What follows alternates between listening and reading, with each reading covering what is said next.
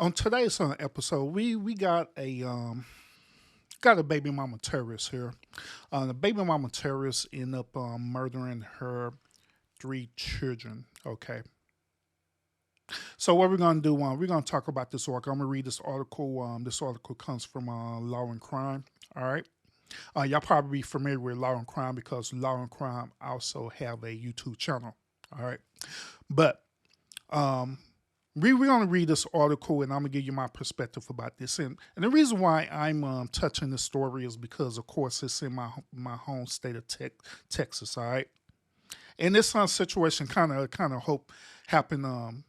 This situation kind of happened real close to home, all right? So let's go ahead and read this article. And I'm going to blow this all the way up too as well so y'all can see it, all right? So let's get into it. Let's get into it.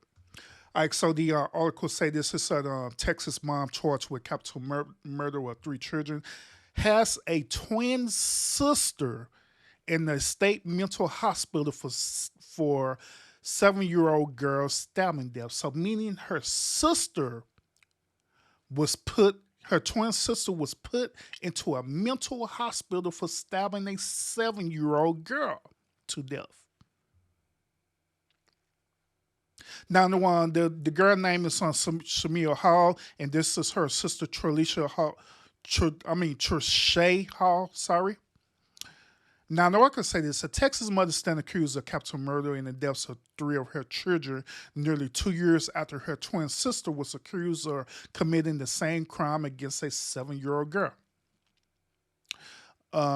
Shamia Hall, her age is 25, right? Allegedly murdered a 6-year-old boy and 5-year-old twins, a boy and a girl in Italy, Texas, residents on Friday afternoon. Now, those of you who are not familiar with Italy, Texas, Italy, Texas is mainly like a rural area in Texas, right? It's not an actual, main city area, all right? It's country, all right? So, um, A 4-year-old boy, a 4-year-old boy and a 13-month-old girl were also stabbed and wounded, according to Ellis County Sheriff Office. Investigators said that the stabbing murders occurred as Texas Child Protective Services caseworker attempted to remove the children from the Harris Street home. Mm-mm-mm. The caseworker then called the Ellis County Sheriff 911 dispatch at approximately 4 p.m. The Italy Police Department was dispatched to the residence and arrived on scene approximately 4:05. The officer discovered 5 critically injured children inside the residence. The sheriff officer said, adding, "We ask for your help to keep the family, the community of Italy, and first responders in your thoughts and prayers during this tragic time." The Italy Police Department on Saturday similarly offered thoughts and prayers to the victims, families, and friends of those who were touched by the tragic events that unfolded yesterday afternoon, as well as first responders and investigators who worked the scene. Ellis County Jail records review by Law and Crime indicated that Hall faces 3 charges of capital murder of multiple persons with a bond of $2 million on each count. Hall is now entering her 4th day in jail. As the investigation in the shocking case continued to unfold, on WFA, that is a news station here in Texas, reported that the defendant's twin sister was accused of stabbing and murdering a child almost 2 years ago. After she was literally caught red-handed, Fox 4 reported in June 2021, Trochet Hall allegedly confessed to stabbing a teenage boy and murdering her 7-year-old daughter, Madison Petrie, in an apparently unprovoked attack by stabbing the girl more than 30 times. The defendant, however, was found incompetent to face capital murder charges on August 12, 2021. Dallas County Court records indicate. I got something to say about that. Is it this the end of the article? Yeah, let me finish the end of the article. And I got something to say about that. All right.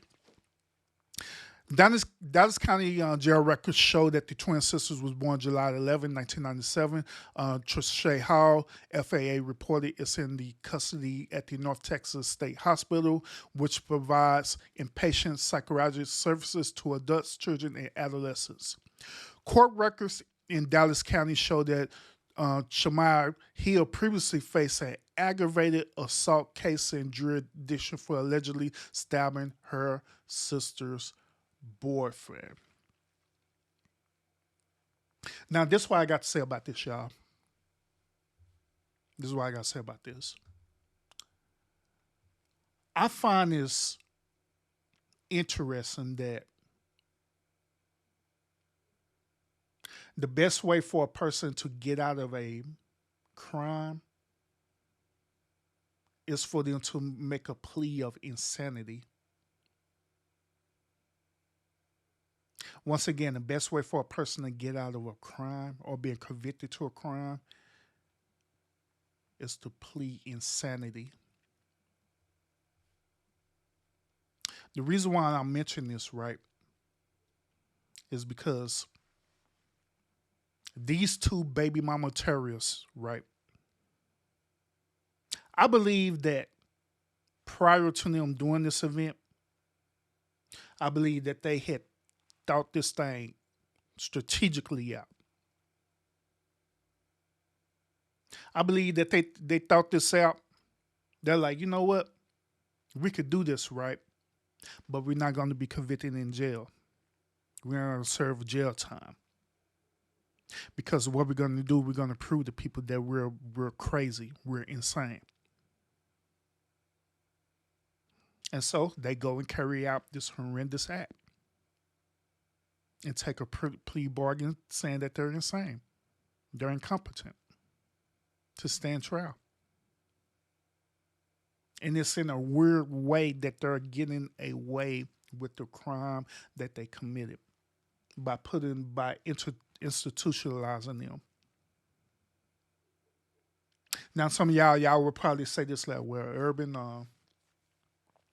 is a man institutionalized the same as being in jail? In a way, yes, but in a way, no.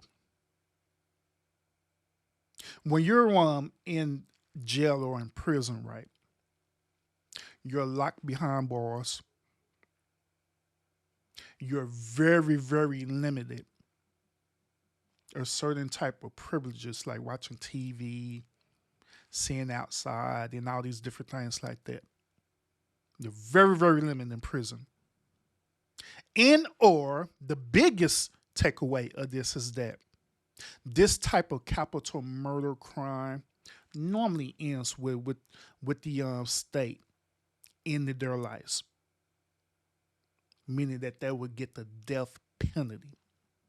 But if you take a plea bargain, right, saying that you're insane, you're incompetent to stand trial and all this good old stuff, right, you're not going to die.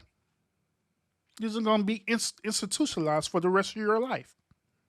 Or if it be some weird situation where they end up proving to the psychologists who are over that facility, right, in a weird way, they end up proving to them that they're now competent to function as normal citizens, and they can prove that, then they get out scot-free.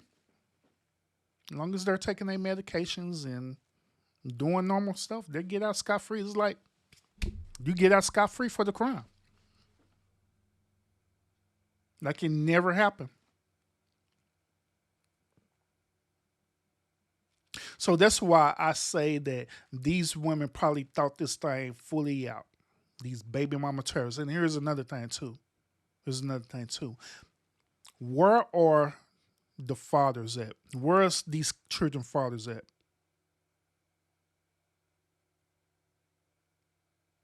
Man, this is why it is so vital for you to first of all vet out the type of women that you're going to procreate with. That's the first part. And the second part is to be a living, breathing example of how a way a man should lead. Because it's very vital that our children, for our legacy, say that they need their fathers active in their life, because we're dealing with these old crazy ass baby mama terrorists.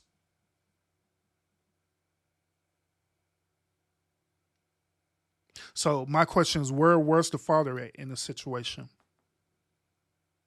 Because the article doesn't mention nothing about, nowhere in this article that we read mention anything about the father.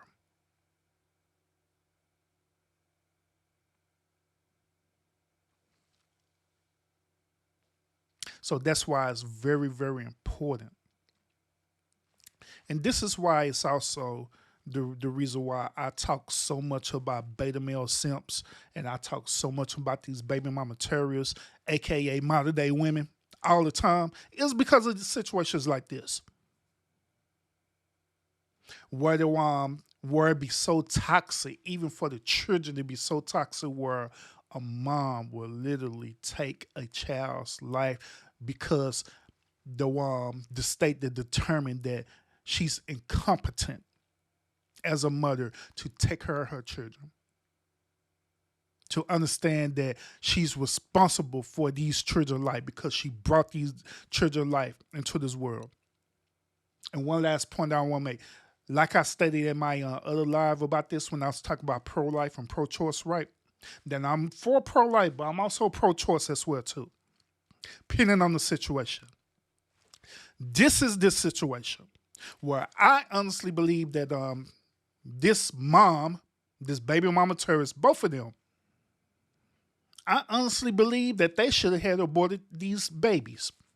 I'm just gonna be real about it. Honestly, believe they should have aborted, because technically that's what they did. Now, it's what the mom did. Technically, that's what she did now. Literally unalive the baby, did her version of abortion. So why go through all that when she just could have simply aborted these babies and she wouldn't have to deal with this? But the reason why she didn't do it, and this is the complaint about the manosphere and all the stuff that they say all the time, which I say is valid. The reason why they do that is because they use children as leverage. That's what it boils down to. They use children as leverage. They per se don't love their children like they say they do. They use them as leverage for certain type of benefits, because it is beneficial as a woman to have a child. It always have been in this country. It's beneficial for a woman to have a child, even if that woman don't love that child. That's the reason why these type of women do not abort their babies, knowing good well they don't love these children, and bring them into a toxic, hellistic environment. And just for you to go and abort them anyway, in the most horrendous way imaginable. So, y'all let me know what y'all think about this. Do you agree with what I'm saying about this particular topic, or you disagree? What about this article? How do you feel about the article? Do you agree with the mom for her aborting these children or murdering these children? Feel like she's valid for doing that because CPS was coming to get them kids? Or do you think she's wrong for it? Let me know what y'all think in the comments.